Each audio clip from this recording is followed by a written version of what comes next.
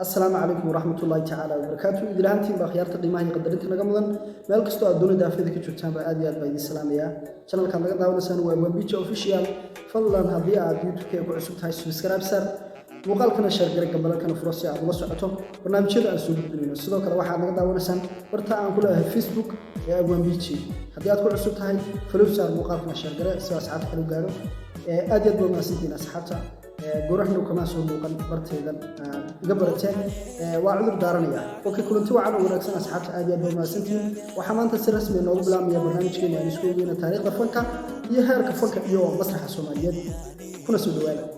أوكي أصحاب أديات بمسيتين waxaan gudagalaynaa hadeer taariikhda fanka iyo heerarka fanka iyo masraxa Soomaaliya hadii aad tahay qof dareemaya inuu taariikhda barto oo markasta si toos ah waxaad uga soconaysaa YouTube channel-kayga ama se barta aan ku leenahay Facebook page-kayga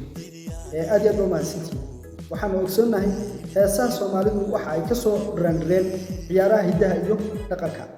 waxaana ku muuqanaysa tan iyo haatan xiriirka leeyihiin ha noqoto luqaynta iyo naaxiyada ama hanaanka maaweelo ee loo isticmaalo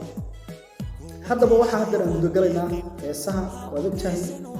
intooda badan ama kurska heesuhu waxa weeye qaraamiga maxaad ka taqaanaa qaraamiga heerka qaraamiga ayaan gudagalaynaa hadda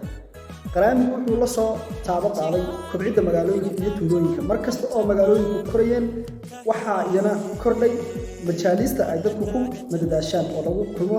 taasoo dhalisay in fanka iyo masraxa Soomaaliyeed kor u kaco